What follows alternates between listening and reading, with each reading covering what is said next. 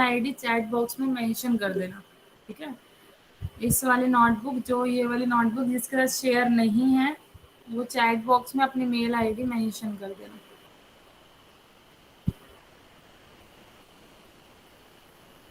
Last time हमने कुछ formulas करे थे, डेरिवेटिव से रिलेटेड भी हमने एक, मेन तो अभी हमारे ज्योमेट्रिक नोटेशंस चल रही हैं, जिसमें आर एन पे आप काम कर रहे हैं। बेसिकली यू जो है वो एक सेट है, सबसेट ऑफ आर एन है। लास्ट नोटेशन हमने यू से लेकर आर एन पे बना दी थी, फिर आर पे ना रख के आर एन पे, उसमें इंटरनली एम और हो गए थे, ठीक है? तो यहाँ तक किसी को कोई डाउट हो तो अभी तक वाले काम में पूछ सकते हो। आज हम नेक्स्ट आगे वाला स्टार्ट करेंगे, किसी को भी कोई डाउट हो।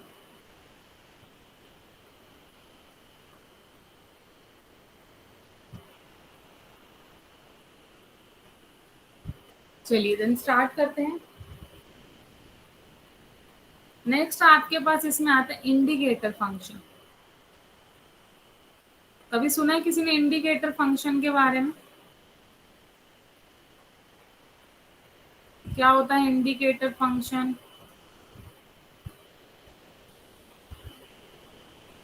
दीदी कैरेक्टरिस्टिक फंक्शन क्या? यस, करेक्टरिस्टिक फंक्शन, उसी को इंडिकेटर फंक्शन बोलते हैं। वो 1 देता है जब एलिमेंट सेट के अंदर से हो, 0 देगा जब नहीं हो। यस बिल्कुल, इंडिकेट कर रहा है वो, इंडिकेटर फंक्शन है, कुछ इंडिकेट कर रहा है वो कि हाँ अगर एलिमेंट उस सेट का है तो आंसर 1 है। एग्जाई कुछ इस तरीके से बनाते हैं, on what set E of x, मतलब अगर एक्स उस सेट के अंदर है तो आंसर 1 आया होगा। जब भी आपको आंसर 1 दिख रहा है मतलब वो सेट के अंदर था। अगर आपको आंसर 0 दिख रहा है मतलब वो एलिमेंट उस सेट का नहीं। उसने इंडिकेट कर दिया कि उस सेट के अंदर वो एलिमेंट है या नहीं, इसलिए इसका नाम इंडिकेटर फंक्शन या फिर हम कैरेक्टरिस्टिक फंक्शन भी कह देते हैं। दी आपकी स्क्रीन नहीं दिख रही। स्क्रीन नहीं दिख रही, बाकी दिख रही है सबको? विजिबल है दीदी। मैं एक बार इसे मीनाक्षी, रीजॉइन कर नेटवर्क इशू है, तुम्हें एक बार रीजॉइन करके देखो। रीजॉइन करती हूँ। हम्म,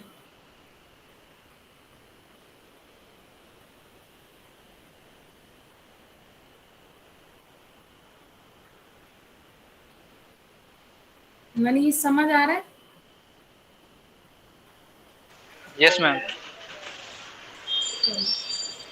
तो इंडिकेटर फंक्शन अभी तक हम पढ़ रहे थे। मीनाक्षी क्लियर हुई है स्क्रीन?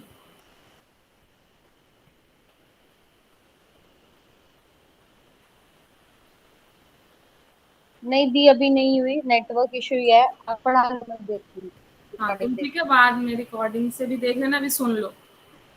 नेक्स्ट एलिप्सिस कॉन्टिन्यूअस किसको बोलते हैं? कॉन्टिन्यूअस क्या होता है आपके पास? किसी भी फंक्शन को आप कॉन्टिन्यूअस कब बोलते हैं? एक फंक्शन आपको यू दे रखा है, मान लो यू से आर पर, U is subset of R n आपके पास हर जगह पे जहाँ पे भी हम यू लिखेंगे। आप किसी भी फंक्शन को कॉन्टिन्यूअस कब बोलते हैं तनु? Yes ma'am. कॉन्टिन्यूअस मैम क्या होता है? मैम किसी भी फंक्शन को अगर हम किसी पॉइंट पे कंटिन्यूअस बोल रहे हैं तो इसका मतलब होगा कि हमें जिस पॉइंट पे बोल रहे हैं उस पॉइंट पे सेंटर्ड एक ओपन इंटरवल मिल जाए कि mode of F x minus f of x not is less than epsilon हो, जिस टाइम भी mode of x minus x not less than delta हो। हाँ, मतलब जब जब उन पॉइंट्स के बीच का गैप लेस देन डेल्टा है तो उन पे एफ अप्लाई करने पे मतलब उनकी इमेजेस का गैप भी लेस देन एप्सिलॉन रहना चाहिए। डेल्टा पे डिपेंड करता हुआ एक ऐसा एप्सिलॉन हमें मिलना चाहिए कि वो उस रिलेशन को सेटिस्फाई करे, उसको हम कॉन्टिन्यूस कहते हैं। अगर इन जनरल मीनिंग देखें कॉन्टिन्यूटी का, तो ग्राफ में कोई ब्रेक ना हो। जब भी हम ग्राफ बनाए तो कोई ब्रेक ना आए, कॉन्टिन्यूटी बनी रहे। हर दो पॉइंट के बीच का गैप, हम उस पर ही बात कर सकते हैं यूनिफॉर्म कॉन्टिन्यूटी की। अब यहाँ पे एक वर्ड और एक्स्ट्रा ऐड हो गया, दैट इज लिप्सिस कॉन्टिन्यूस। कभी सुना है लिप्सिस के बारे में? Yes ma'am. हाँ तो कहाँ, ओडी के अंदर पढ़ा होगा आपने? यस मैम, थोड़ा सा, बिल्कुल थोड़ा सा पढ़ा था। बिल्कुल थोड़ा सा, वही बिल्कुल थोड़ा सा ही चाहिए आपको। कहीं बार आपके क्वेश्चन में ये वर्ड लिखा आएगा कि the given function is Lipschitz continuous, तो वहां क्या होता था आपके पास?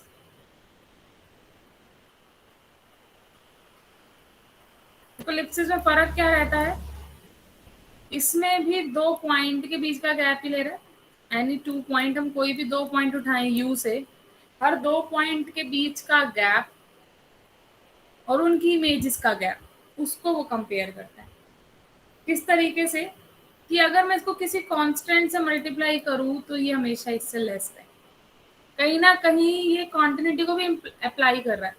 कॉन्टिन्यूटी में आप क्या कहते हैं, for given epsilon there exist delta, ऐसे ही बोलते थे कि अगर ये लेस देन एप्सिलॉन हम ले रहे हैं तो इसके बीच का whenever x minus y less than delta, तो अगर मैं इसको डेल्टा बाय सी ले लूं तो एप्सिलॉन डेल्टा के इक्वल हो जाएगा। ठीक है ना, तो कॉन्टिन्यूटी अपने आप इम्प्लाई कर रहा है कि जब जब x माइनस वाई का गैप कम होगा वैसे वैसे u x minus u y का गैप भी कम ही हो रहा है, वो उससे कम है डिस्टेंस और भी।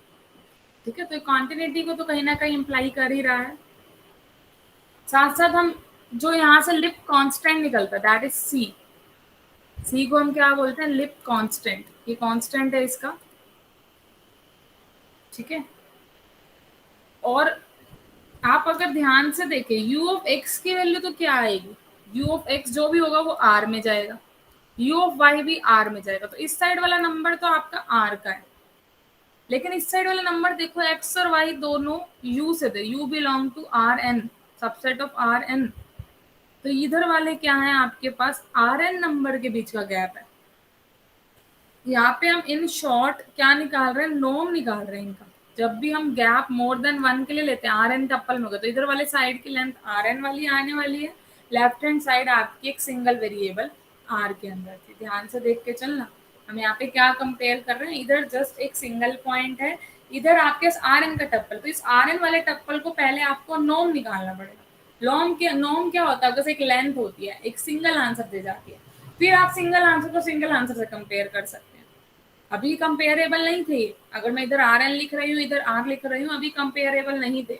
लेकिन अगर मैं राइट हैंड साइड पे नॉर्म ले दूं, ये निकालने के बाद नॉर्म को हम डबल सिंबल लगा देते हैं, तो नॉर्म लेने पे क्या होता है, आपका एक सिंगल आंसर देता है। नॉर्म कैसे निकालते हैं हम, बहुत सारी टेक्निक्स है उसकी, जैसे आपको पहले ही बताया था कि कौन सा टाइप का नॉर्म आप निकाल रहे हो। हमने अभी तक कौन सा नॉर्म पढ़ा है, हमने एक ही नॉर्म पढ़ा है कि हर एलिमेंट का स्क्वायर करके उनको ऐड करके अंडर द रूट, हमने वाला नॉर्म पढ़ा, तो एक सिंगल आंसर आ जाता है वहां से, फिर सिंगल आंसर को हम कंपेयर कर सकते हैं। तो इसमें ये वाली बात आपको ध्यान रखनी, हालांकि आपको कहीं पे इसका प्रूफ या फिर कहीं पे यूज नहीं करना है, वहां पर डायरेक्ट लिखा होगा क्वेश्चन में the given function is ellipsis continuous.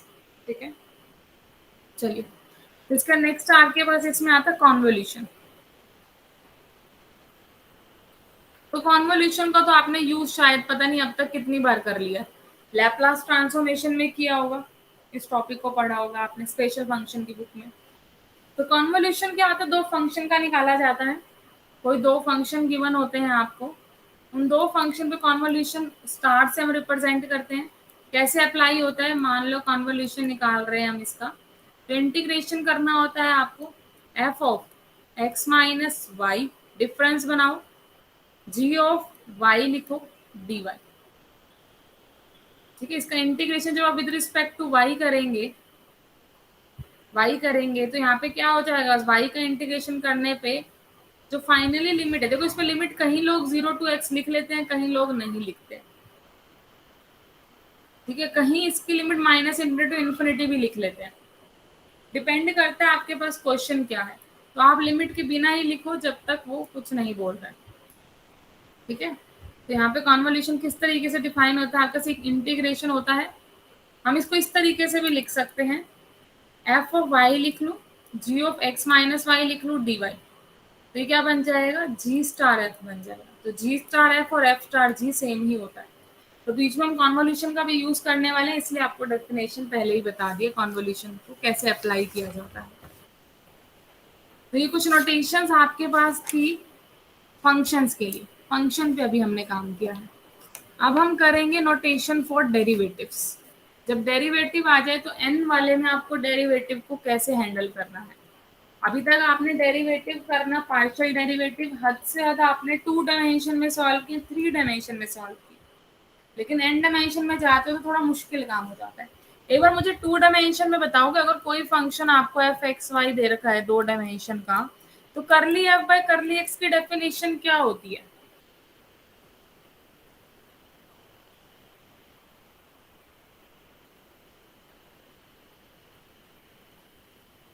Richa याद है? Yes ma'am. मैम हाँ तनु जिसके बताओ।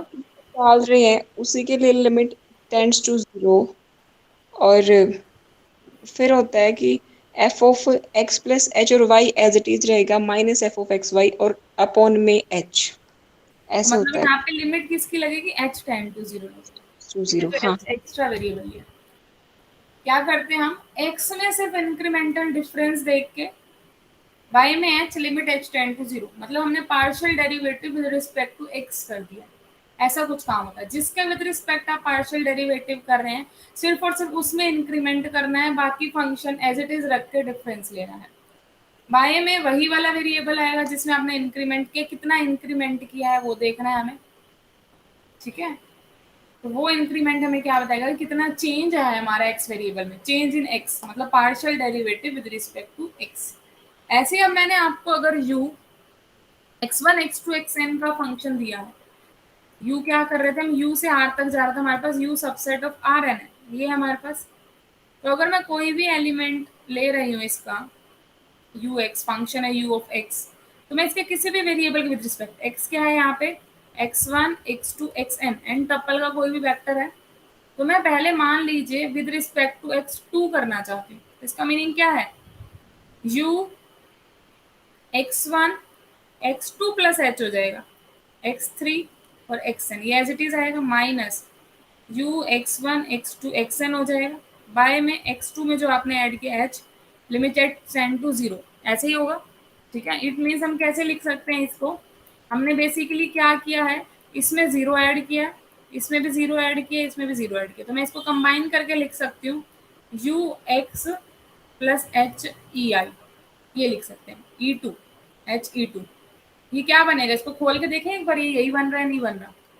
इसका मीनिंग क्या है, x प्लस h e2 का, x तो है x1 x2 xn, h e2 का मतलब क्या है कि सेकंड पे 1 होना चाहिए, ये पहले हमने किया स्टैंडर्ड नॉर्मल वेरिएट है आपके पास, तो यहाँ से क्या आ गया, पहले को पहले टप्पल में ऐड करोगे तो x1 प्लस 0 आ गया, सेकंड में करेंगे x2 प्लस h आ गया, h इंटू 1 h, थर्ड में x3 प्लस 0, तो इसी तरीके से ऊपर आपके पास था, तो हम h इंटू e2 लिख सकते हैं उसको, ठीक है। तो मैंने ये लिखा है, ये आपको समझ आ गया होगा। इसमें से माइनस कर रहे हैं हम u ऑफ x बाय में h, limit h tend to 0, ये क्या निकाले हमने, कर ली u बाय कर ली x2, तो जब यहाँ पे x2 निकाले थे e2 आए, ऐसे में x3 निकालते थे e3 आ जाता, क्योंकि थर्ड वाले में ऐड हो जाता, बाकी सारा सेम रहता, ठीक है। इसी तरीके से अगर हम यहाँ पे जर्नलाइजेशन करें, जर्नल लिख दूं अगर मैं, curly u by curly x i, क्या बन जाएगा, limit h tend to 0 u x प्लस h e i minus u x upon h, even limit निकालनी पड़ेगी, लिमिट निकल जाएगी तो आपके पार्शियल डेरिवेटिव निकल जाएगा, अदरवाइज नहीं निकलेगा। इसको हम जनरली ऐसे भी लिख सकते हैं यू एक्स आई, एक्स आई हम नीचे प्रीफिक्स में भी लिख सकते हैं, इसके सबस्क्रिप्ट में भी लिख सकते हैं, ठीक है। बताइए किसी को कोई डाउट है इसके अंदर तो पूछ लीजिए अभी।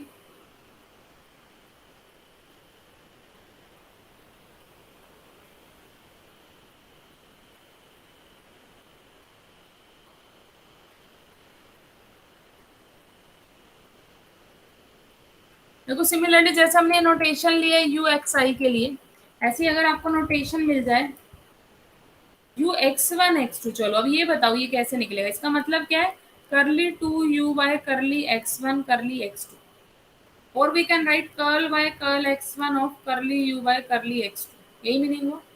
इट मीन्स पहले आपको एक्स वन में चेंज चाहिए इस फंक्शन का, इस फंक्शन का, तो ये फंक्शन क्या है आपके पास यू एक्स टू, इसका एक्स वन में चेंज मतलब x plus h e one, तभी तो एक्स वन में चेंज आएगा, ठीक है ना। और इसमें से माइनस कर रहे हैं u x two over x रख के ही बाय में एच, तो इस तरीके से आप डेफिनेशन को जितना चाहो उतना एक्सटेंड कर सकते हो। U x two x plus h e one अब आगे आप बना सकते हो, आगे इसको फर्दर सिंप्लीफाई कर सकते हो। U x two x plus h e one का मतलब क्या है कि गिवन फंक्शन है, with respect to x two आपको पार्शियल डेरिवेटिव करना है, ठीक है ना। तो अगर मैं पहले माइनस के बाद वाले का आंसर लिख दूं, माइनस के बाद वाले का, इसका आंसर क्या होगा आपके पास, x2 में चेंज ux का, तो x2 में चेंज मतलब HE2 आ जाएगा minus ux upon h limit h tend to 0। इसका लिखा है मैंने। इसमें और इसमें कितना फर्क है, यहाँ x की जगह x प्लस एच ई बना रहा है, तो जहां जहां आपने x लिया है वहां x की जगह पे x plus h e one लिखना है आपको। x की जगह पे x plus h e one plus h e two तो आएगा ही आएगा, माइनस x की जगह पे x plus h e one by में h limit h tend to 0 और बाय में ऑल ओवर h भी था एक। तो आप इसी तरीके से जितना एक्सपेंड करना चाहो उतना एक्सपेंड कर सकते हो। इतना लंबा नहीं लेंगे हम, इसको सिर्फ शॉर्ट में लिख देंगे करली यू बाय करली एक्स आई करली एक्स जे का मीनिंग क्या है आपके पास, यू एक्स आई एक्स जे, ये मीनिंग। ठीक है, बताइए कर लेंगे इसको, अगर डेरिवेटिव का आता है यूज करेंगे हम इसको, बहुत बार लिखने वाली हूँ मैं। अब आप ये मत कंफ्यूज होना कि मैंने x प्लस एच ई आई कैसे लिखा है, इस तरीके से लिखे क्योंकि विद रिस्पेक्ट टू एक्स आई हम कर रहे हैं, तो विद रिस्पेक्ट टू एक्स आई करते हैं, एक्स आई में कुछ ऐड होता है, तो कुछ ऐड वाला हमने h इंटू ई आई से रिप्रेजेंट कर दिया। ई आई का मतलब क्या है, 0001 वहां पे आएगा जहाँ पे ई आई वाला। ठीक है, चलिए नेक्स्ट चलते हैं नोटेशन पे। यस, किसी को कोई डाउट हो अभी तक वाले में पूछ सकते हैं। डेरिवेटिव, डेरिवेटिव की नोटेशन हमने खत्म कर दी है, अब हम नेक्स्ट नोटेशन पे बढ़ेंगे। इतनी ही है डेरिवेटिव की नोटेशन बस, क्योंकि पीडी करो तो पार्शियल डेरिवेटिव ही आना है, ऑर्डिनरी तो आएगा नहीं। रेशम क्लियर हो रहा है? हाँ दीदी, थोड़ा थोड़ा मैं एक बार दोबारा सुनूंगी ना तब अच्छे से हो जाएगा। पीडी सब्जेक्ट ही थोड़ा सा आपका ऐसा है कि नोटेशंस को समझना बहुत जरूरी है, तो नोटेशन को समझने के लिए चाहे आप 4 बार वीडियो देखो लेकिन जरूर उसको क्लियर करो। जो नहीं हो रहा मुझे चाहे पर्सनली कॉल करो, किसी भी टाइम आप टाइम लेके पूछ सकते हो। ठीक है, नेक्स्ट इसके अंदर आपके पास आता है मल्टी इंडेक्स नोटेशन।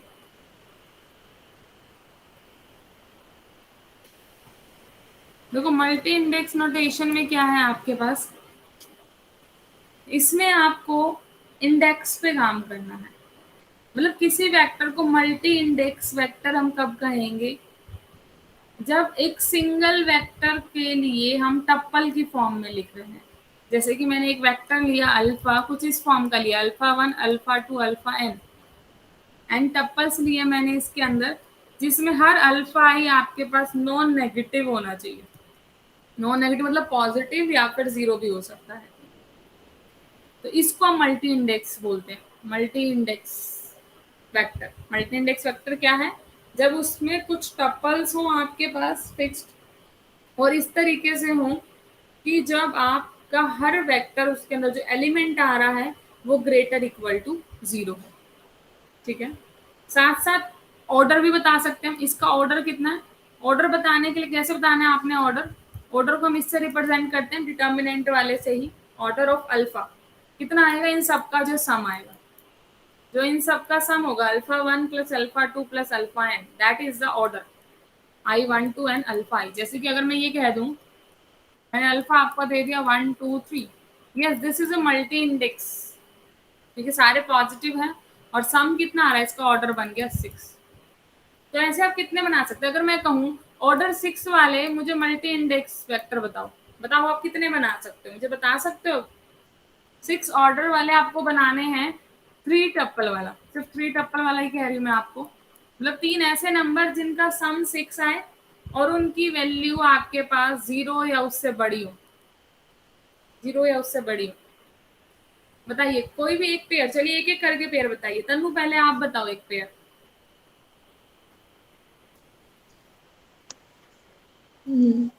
मैम 1 और 3, नहीं वो तो फिर सेम ही हो जाएगा, 1 3 2 सेम ही है फिर। सेम नहीं रख सकते, रिस्ट्रिक्शन ऐसी नहीं है कि आपको सेम नहीं रखने। और वैसे भी अच्छा, हाँ, ऊपर वाले से सेम होगा, नहीं ये फिर ऑर्डर में अलग अलग है तो सेम नहीं होगा। ऑर्डर अलग अलग होगा, बिल्कुल ऑर्डर अलग अलग। पहले आपने अल्फा, ये एलिमेंट अलग है, आर क्यूब में ये वाला एलिमेंट अलग है और आर क्यूब में ये वाला एलिमेंट अलग है। ये आर क्यूब का एलिमेंट कहाँ पे मिलेगा, अगर आप फिगर पे बनाओ आर क्यूब वाले में, तो ये एलिमेंट मिल रहा है जहाँ x1 है, y3 है, z2 है। मान लो ये x एक्सिस है, ये y एक्सिस है, z एक्सिस है, तो x1 y2 और हाइट 3 पे बनाना है ये वाला पॉइंट। तो ये जो पॉइंट होगा हाइट 3 पे, कहीं पॉइंट यहाँ पे जाके बनेगा आपका इस हाइट पे। और अगर ये वाला पॉइंट देखो 1 2 3, x में तो 1 लेना है सेम, y में 2 लेना, फिर y पहले आ गया 2, और हाइट अब की बार आपको और बढ़ानी है यहाँ तक। तो ये वाला जो एलिमेंट आपके पास कहीं यहाँ पे मिलेगा। तो दोनों पॉइंट अलग अलग हैं आपके पास, ठीक है, ले सकते हो ये भी। तो इस तरीके के रेशम, अब आप कोई और पॉइंट बताओ जिसका ऑर्डर 6 आए, 4 नॉन 2 0। नेगेटिव हो। 4 2 0, yes, very good. Manish,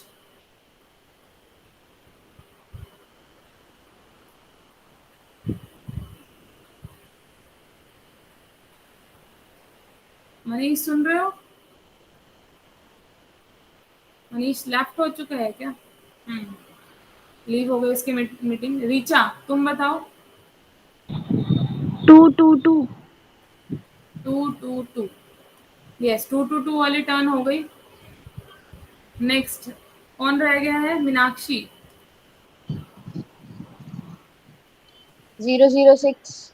yes, 006, ये भी अलाउड है। तो इस तरीके से आप समझ पा रहे होगे, अलाउड है हमारे पास। तो पहले पोजीशन पे रखने के लिए हमारे पास कुछ इस तरीके से अलाउड है कि 0 से लेकर 6 तक आप कोई भी रख पा रहे हैं। अगर आपने 0 रख दिया फिक्स, तो उसके लिए अब यहाँ पे ऐसे नंबर चाहिए जिनका सम 6 आए। सम 6 के लिए अब मैं 1 5 भी बना सकती हूँ, 0 6 भी बना सकती हूँ, 2 4 भी बना सकती हूँ, 3 3 भी बना सकती हूँ, और इनके अपोजिट भी 4 2 यहाँ पे, 6 0 यहाँ पे, 5 1 यहाँ पे। तो इस तरीके के 0 के साथ ही 4 पेयर तो ये हो गए। ऐसे 1 के साथ अगले 4 पेयर आप निकाल सकते हैं, 2 के साथ जो भी पॉसिबिलिटीज बनेंगी, बहुत सारी पॉसिबिलिटीज बन जाएंगी, ठीक है। तो इस तरीके से आप जितने वेक्टर चाहें उतने बना सकते हैं गिवन ऑर्डर के। ऐसा नहीं एक ऑर्डर का एक ही वेक्टर बनेगा, ऐसा बिल्कुल नहीं, कितने भी वेक्टर बन सकते हैं। और इन पे अगर आपको फैक्टोरियल लेना हो, अगर आपको इन पे फैक्टोरियल लेना हो तो हम डायरेक्ट फैक्टोरियल ले सकते हैं। Alpha 1 factorial, alpha 2 factorial, alpha n factorial, इस तरीके से हम ले सकते हैं, ठीक है, अल्फा का अगर फैक्टोरियल पूछे। नेक्स्ट इसके अंदर आता है कि अगर आपको कह दिया जाए, जो ये आपने लिया है x, तो आपके पास क्या था, कोई भी Rn का टप्पल था, x is equal to x1 x2 xn। अब कह दिया इसकी ऑर्डर अल्फा कर दो, जो पावर में, वो पावर में कर दो। तो अब अल्फा भी तो अल्फा 1 अल्फा 2 अल्फा n था। अब कैसे करोगे पावर में? ये तो है नहीं कि आप पहले x1 की पावर में भी अल्फा 1 करोगे, x2 की पावर में भी अल्फा 1 करोगे, xn की पावर में भी अल्फा 1 करोगे। ऐसे डिफाइन नहीं। कैसे डिफाइन है? Pair wise define. Pair wise कैसे? x1 की पावर में अल्फा 1, x2 की पावर में अल्फा 2, और ऐसे ही xn की पावर में अल्फा n, ऐसे डिफाइन है। x की पावर अल्फा करोगे तो कैसे बनेगा? x की पावर अल्फा आपके पास इनकी पावर्स में चला जाएगा, x1 की पावर अल्फा 1, x2 की पावर अल्फा 1, xn की पावर अल्फा, ठीक है। चलिए, तो अब नेक्स्ट इसके अंदर हम करने जा रहे हैं, नेक्स्ट नोटेशन है आपके पास। देखो, जो आपके पास हम निकालते थे ग्रेडियंट वेक्टर, ग्रेडियंट याद है क्या होता था?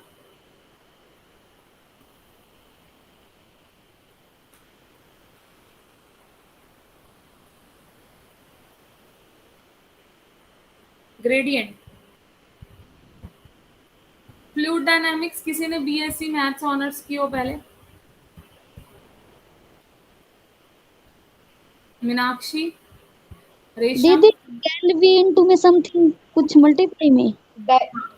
डेल ऑपरेटर होता था ना, del phi. Del of that vector, जो भी वेक्टर होगा, ऐसे ही होता था। किस तरीके से निकालते थे कि जितना भी डेल हम ले रहे हैं, जितने भी वेरिएबल में है वो पार्शियल डेरिवेटिव हमें करने पड़ते हैं, आई कैप प्लस जे कैप, जो भी तीनों में हम कर लेते थे, इस तरीके से करते थे, ठीक है। तो यहाँ पे जो ये डेल ऑपरेटर है आपके पास, डेल ऑफ यू ऐसे लिखते थे हम, डेल ऑफ यू। तो ये डेल ऑपरेटर जो है आपके पास यहाँ पे क्या बन जाता है? डी बन जाता है, ठीक। कहीं पे भी अगर आपको डी ऑफ यू लिखा मिले, इसका मतलब है कि ग्रेडियंट ऑफ वेक्टर निकाल रहे हैं, उस वेक्टर का ग्रेडियंट निकाल रहे हैं, ठीक है। तो ग्रेडियंट ऑफ कैसे? करली यू बाय करली x1, करली यू बाय करली x2, यहाँ पे n में काम चल रहा है, करली यू बाय करली xn। तो जहां पे भी आपको d का सिंबल मिले, that means it is taking first order partial derivatives, gradient करली xn, ठीक है। अब इसी के अंदर ये कहे एक नई नोटेशन हम ले रहे हैं। ये तो चलो ग्रेडियंट हो गया आपके पास। एक नोटेशन आपके पास इसके अंदर ये वाली आ रही है, कैसे बना है अब देखते हैं। ये तो मैंने डायरेक्ट लिख दिया, लेकिन ये बना कैसे, इसका जर्नलाइजेशन कहाँ से आया है?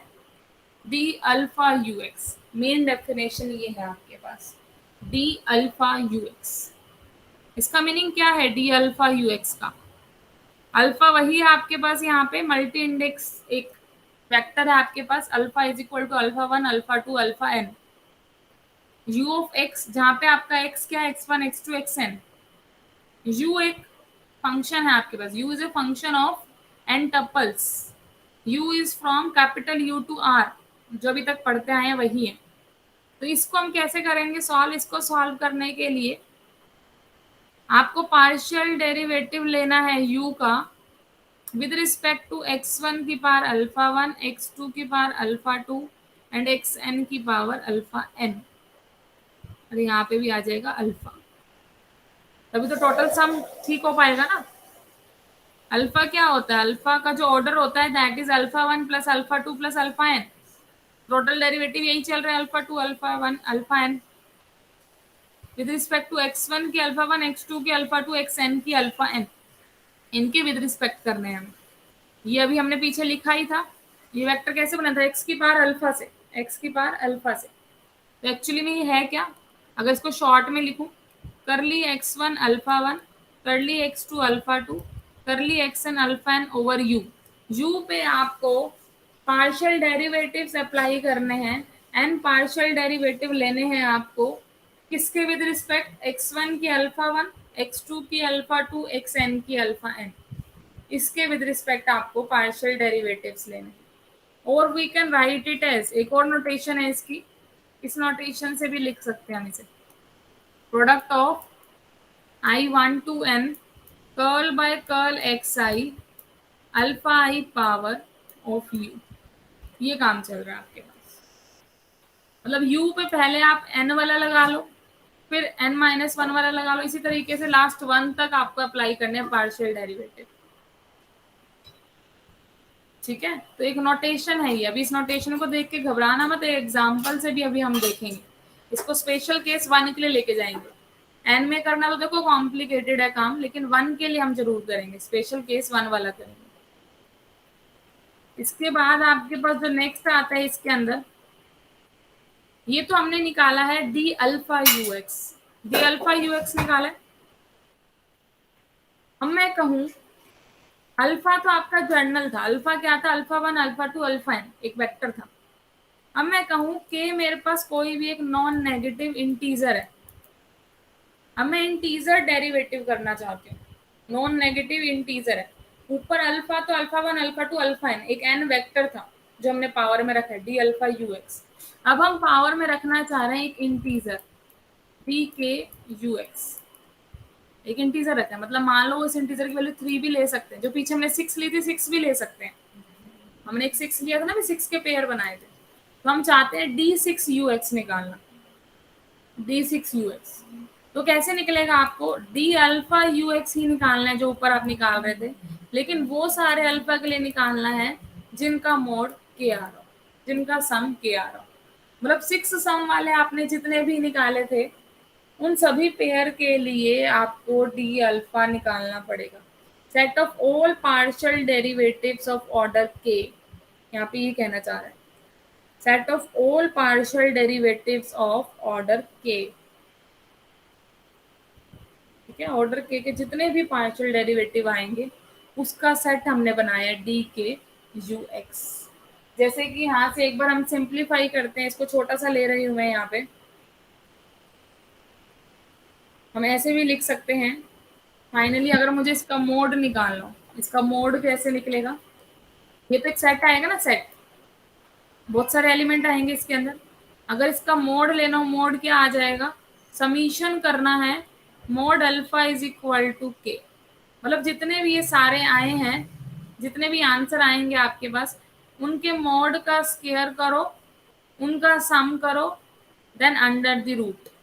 अंडर द रूट मतलब मोड निकालना है, यहाँ पे नॉर्म के इक्वल है। इस सेट का नॉर्म निकालना। नॉर्म कैसे निकालते हैं? उन सभी एलिमेंट को मोड करो, स्केयर करो। स्केयर करोगे, मोड करोगे, बात एक ही है। मोड लगाने की नीड नहीं थी, स्केयर में ऑटोमेटिकली पॉजिटिव हो जाते हैं। उस पर समीशन लो देन अंडर द रूट, ये बोला जा रहा है। जैसे यहां से अब मैं आपको डी यू निकाल के दिखा दूं, अब डी यू निकाल के दिखा दूं, देखिए डी यू का मीनिंग क्या है अब यहाँ पे बताइए, इसी से कनेक्ट कीजिए। इसको मैं एक बार रब कर रही हूँ बीच वाले को। डी यू था ग्रेडियंट, अभी मैंने आपको बताया था, लेकिन देखते हैं क्या वही आएगा ये। के की वैल्यू 1, मतलब वो सारे मुझे डेरिवेटिव चाहिए हैं, वो सारे अल्फा चाहिए मुझे जिनका मोड 1 आ रहा हो, जिनका मोड 1 आ रहा हो। तो ऐसे कौन से जिनका मोड 1 आएगा, यहाँ पे कौन सा अल्फा मैं ले सकती हूँ, चूज कर सकती हूँ, बताइए अब।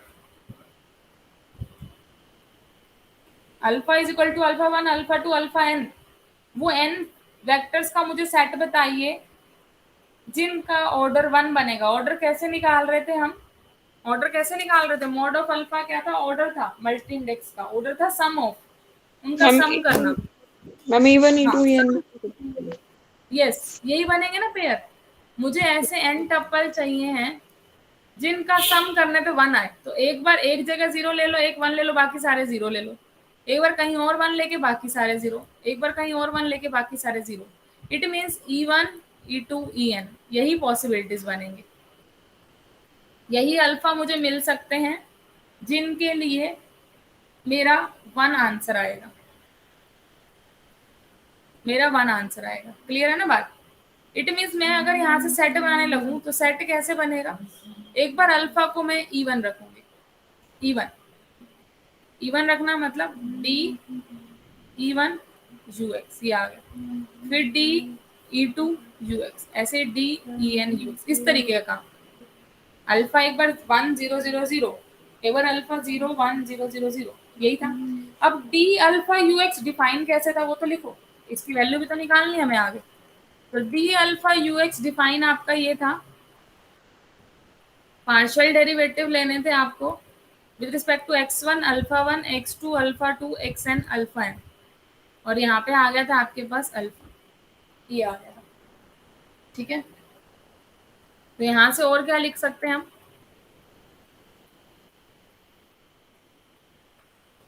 बताइए अब क्या बन जाएगा यहाँ से। अल्फा तो चलो जो है उसको अल्फा ही रहने देते हैं हम। अल्फा 1 1 है, बाकी ये सारे 0 हैं फर्स्ट केस में। फर्स्ट केस में जब आप डी ऑफ E1 निकालेंगे, E1 में अल्फा 1 1 है, बाकी सारे 0 हैं।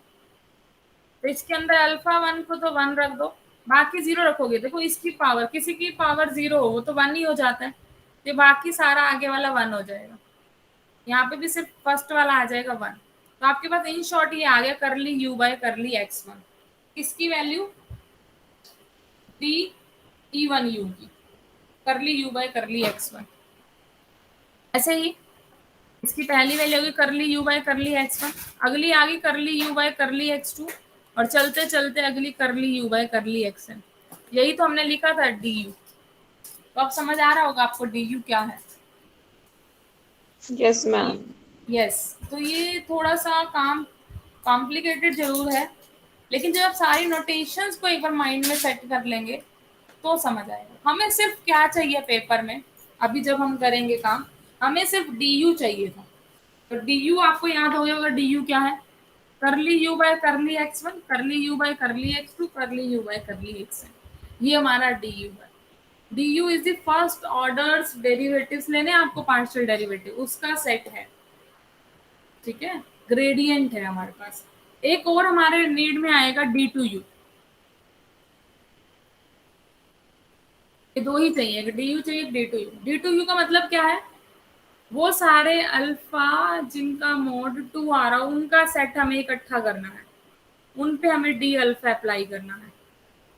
तो अगर मैं देखूं 2 कब कब आ सकता है आपके पास, अगर आप अगर सोचो तो 2 कहाँ कहाँ आ सकता है,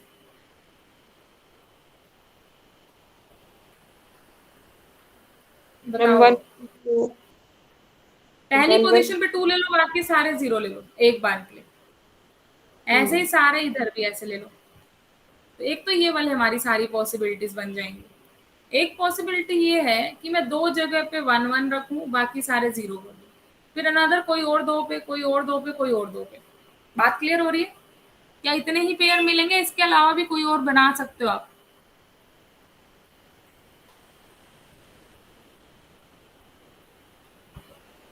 मीनाक्षी, कोई और पेयर मिल रहा है यहाँ पे 2 वाला? यही मिलेंगे 1 1 वाले बस यही और है यही ना, या तो 2 2 1 1 रख लो अलग अलग जगह पे, या एक जगह पे 2 रख लो, यही पेयर है हमारे पास। तो पहले मैं एक 2 वाला सॉल्व करके देखती हूँ। मुझे क्या करना है, जब मैंने अल्फा लिया है कुछ इस टाइप का, 2EI टाइप का, 2EI भी बोल सकते हैं, ठीक है ना, उस पर UX अप्लाई करना है। इट मीन्स क्या सॉल्व करना है मुझे, करली अल्फा तो चलो जो है, UX अपॉन, नीचे वाले से आप ध्यान लगा लिया करो क्या बन रहा है। देखो फर्स्ट वाला अगर मैं केस उठाऊं तो अल्फा 1 2 है, अल्फा 1 2 है, बाकी आगे वाले सारे 0 है, तो आगे वाले सारे 1 हो जाएंगे। तो ये बन गया करली 2U बाय करली x1 का स्क्वायर। ऊपर तो सम ही आना है ना, अल्फा जो भी होगा सम, वो तो ऑल ओवर 2 है। तो एक तो आपका ये बन गया करली 2U बाय करली x1 का स्क्वायर, ऐसे करली 2U बाय करली x2 का स्क्वायर, ऐसे करली 2U बाय करली xn का स्क्वायर, ये बन जाएगा। ठीक है, सेट देख रहे हैं हम, सेट में ये n एलिमेंट तो आ ही रहे, और एलिमेंट देखते कौन से आ रहे हैं। अगर मान लो मैंने ये वाला पेयर लिया जिसपे पहले 2 पे 1 1 है, पहले 2 पे 1 1 है, इट मीन्स ऊपर तो चलो जो आपका आना है वो आ जाएगा, ऊपर तो सम करने पे 2 ही आ रहा है। नीचे अगर हम देखें x1 की पावर 1, x2 की पावर 1, बाकी आगे वाले सारे 0 पावर करेंगे 1 हो जाएंगे। तो ये आ गया करली 2U बाय करली x1 करली x2। तो इस तरीके के पेयर आएंगे। और करली 2U बाय करली x1 x2, जब आप 2 1 फर्स्ट और सेकंड पोजीशन पे ले रहे हो, फर्स्ट और थर्ड पोजीशन पे लेंगे तो 1 और 3। तो मैं सेट को कुछ इस तरीके से लिख सकती हूँ कि मेरे सारे एलिमेंट कवर हो जाए, मैं मैट्रिक्स फॉर्म में लिख सकती हूँ। भाई एक तो ये वाले एलिमेंट तो मैंने यहाँ पे दिखा दिए, करली 2U बाय करली x2 का स्क्वायर, करली 2U बाय करली xn का स्क्वायर, ये 2 वाले सारे एलिमेंट आ गए। एक बार 2 जब फर्स्ट पोजीशन पे था, जब सेकंड पे था, जब nth पोजीशन पे था। बाकी एलिमेंट हम यहाँ से दिखा सकते हैं, फर्स्ट पोजीशन पे 1 और सेकंड पोजीशन पे 1, तो ये निकला करली 2U बाय करली x1 करली x2। ऐसे ही चलते चलते फर्स्ट पोजीशन पे 1, nth पोजीशन पे 1, सारे कवर हो गए फर्स्ट से, बाकी अनदर वाले। अब सेकंड पोजीशन पे 1 रख दूं और बाकी लाई कराओ, एक फर्स्ट पे 1 ले लिया, सेकंड पे 1 और एक थर्ड पे 1 ले लिया, और ऐसे ही सेकंड पे 1 एक nth पे 1 ले लिया। तो इस तरीके से आप सारे कवर कर सकते हैं। करली 2U बाय करली xn पे 1 फिक्स कर दिया और 1 पे ले लिया साथ में, xn पे फिक्स कर दिया 2 पे ले लिया साथ में। तो ये जो मैंने लिखा है ये पूरा सेट, कितने एलिमेंट है सेट के अंदर आपके पास, n स्क्वायर एलिमेंट है। तो ये n स्क्वायर का जो सेट आपके पास बन रहा है, that is the required D2U, D2U। और इसको हम एक नया नाम और देते हैं, जैसे उसको हमने ग्रेडियंट वेक्टर दिया था, इसको हम हेसियन मैट्रिक्स बोलते हैं, HESSIAN, हेसियन मैट्रिक्स। क्लियर है? Yes ma'am. ठीक है ना, इसको हेसियन मैट्रिक्स बोलते हैं। और इसका ट्रेस क्या आएगा, ट्रेस बताओगे एक बार? ट्रेस, ट्रेस सुना है कभी वर्ड? डायगोनल एलिमेंट्स का सम। Diagonal diagonal element. एलिमेंट का सम। तो यहाँ पे जब हम डायगोनल एलिमेंट का सम करेंगे, करली 2U बाय करली x1 स्क्वायर, करली 2U बाय करली x2 स्क्वायर, अप टू करली 2U बाय करली xn का स्क्वायर, यही आएगा ना आपके पास। ये किसकी वैल्यू हुआ करती थी, कुछ याद है? स्क्वायरिंग करके सम कर रहे हैं आप, मतलब Laplace of summation. Yes, Laplace में भी कुछ ऐसी टर्म बनती थी, लैप्लास इक्वेशन जब हमने 2 के अंदर पढ़ा है, तो लैप्लास ट्रेस क्या ऑपरेटर होता होता है? था। देखो वहां पे आप लैप्लास ऑपरेटर डेल स्क्वायर से लिखते थे, याद है? Yes ma'am. लेकिन यहाँ पे ये नोटेशन नहीं लेनी आपने कहीं पे भी, यहाँ पे जो नोटेशन रहेगी वो ग्रेडियंट वाली रहेगी। अब मिक्स मत करना, यहाँ पे ग्रेडियंट du से आ रहा है और लैप्लास ऑपरेटर यहाँ पे डेल u से आ रहा है, याद रखना हमेशा। यहाँ ग्रेडियंट ऑपरेटर du से आ रहा है और लैप्लास ऑपरेटर डेल यू से आ रहा है। ठीक है, तो डेल यू क्या है? हेसियन मैट्रिक्स का ट्रेस है डेल यू। क्लियर हो रहा है? तो ये आपके पास जो नोटेशन थी, ये सारी नोटेशन हमने मल्टी इंडेक्स, जब भी नोटेशन आएंगी अल्फा का काम 1 2 3 इस पे चल रहा है, तो इसी तरीके से हमने ये डिफाइन किया है सारी नोटेशन। ठीक है, अब आपकी कुछ नोटेशंस रह गई हैं जो वेक्टर वैल्यूड फंक्शन पे है। सिंपल फंक्शंस पे तो हमने पढ़ ली हैं, लेकिन जब फंक्शन के अंदर ही वेक्टर आ जाए, मतलब जितनी भी नोटेशन अभी हमने किया उनको अब हम मिक्स करेंगे। अब बस इतना काम रह गया, मिक्स करेंगे इसके अंदर, और कुछ फंक्शन स्पेसेस भी पढ़ाएंगे। थोड़ी सी नोटेशन रह गई, कल खत्म हो जाएंगे आपके नोटेशन। ठीक है, कल खत्म हो जाएंगे और फिर हम सेकेंड सेक्शन को स्टार्ट करेंगे। ठीक है, चलिए, अब किसी को कोई डाउट है तो वो पूछ सकते हैं। कल का क्लास का टाइम भी आपका यही जो 6 से 7 है, ये वाला टाइम रहेगा।